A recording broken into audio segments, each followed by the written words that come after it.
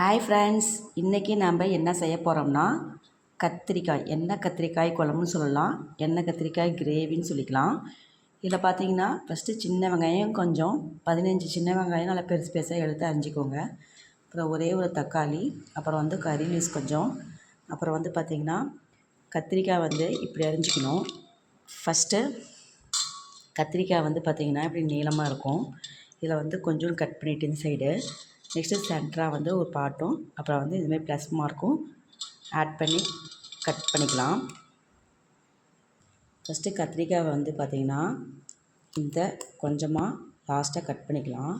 Next வந்து சென்டரில் கரெக்டாக இப்படி வச்சு கட் பண்ணிக்கலாம். அப்புறம் ப்ளஸ் மார்க் மாதிரி இப்படி 4ஆக டிவைட் பண்ணி கட் பண்ணிக்கலாங்க. பாருங்கள், இப்படி கட் பண்ணி தண்ணியில் போட்டுக்கோங்க. நல்லாயிருக்கும், செஞ்சு பாருங்கள், டேஸ்ட்டாக இருக்கும்.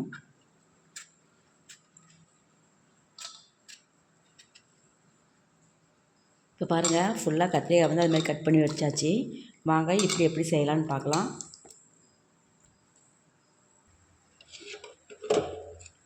இப்போ பாருங்கள், ஆயில் வந்து கொஞ்சம் சேர்த்தே ஊற்றிக்கலாம்.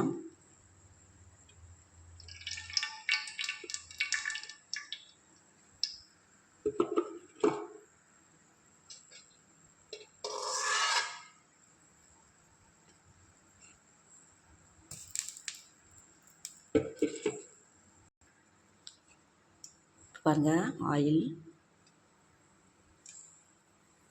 எண்ணெய் கத்திரிக்காய் பொறுத்த வரைக்கும் ஆயில் கொஞ்சம் சேர்த்து இருந்தால் தான் நல்லாயிருக்கும். கொஞ்சமாக சோம்பு ஆட் பண்ணிக்கலாம். கருவேப்பிலையும் ஆனியனும் போட்டுக்கலாம்.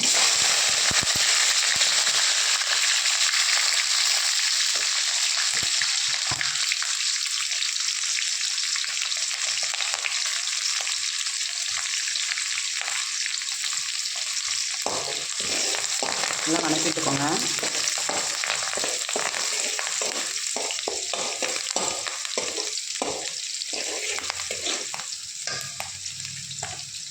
இப்போ பாருங்கள், ஆனியன் வணங்கிடுச்சு. தக்காளி ஆட் பண்ணிக்கலாம். தக்காளி வந்து ஒரு தக்காளி மட்டும் போட்டுக்கோங்க. இப்போ பாருங்கள், அரிஞ்சு வச்ச கத்திரிக்காய் ஆட் பண்ணிக்கலாம்.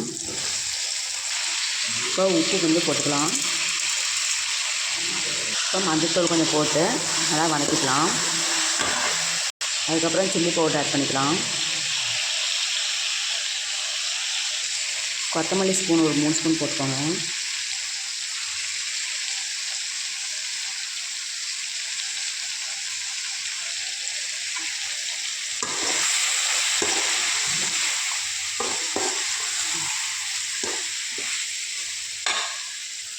கறி மசாலா கொஞ்சம் போட்டுக்கோங்க.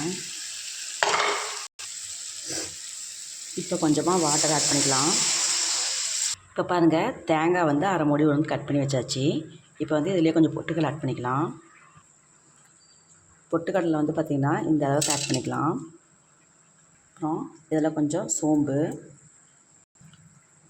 பட்டை உளவு, லவங்கம் கொஞ்சம், தக்காளி ஒரு அரை தக்காளி மட்டும்.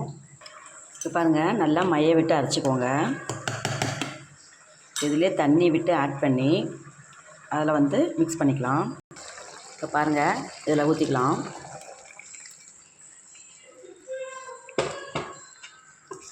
சூப்பராக இருக்கும், நீங்களும் ட்ரை பண்ணி பாருங்கள். அப்படியே கிரேவி ஆட்டமே வரும். எண்ணெய் கத்திரிக்காய் குழம்பு நல்லாயிருக்கும், டேஸ்ட்டாக ஹெல்த்தியாக இருக்கும். இப்போ பாருங்கள், குழம்பு ரெடி ஆகிடுச்சு. அவ்வளோதான் ஃப்ரெண்ட்ஸ், பாய். நெக்ஸ்ட் வீடியோவில் பார்ப்போம். பாய்.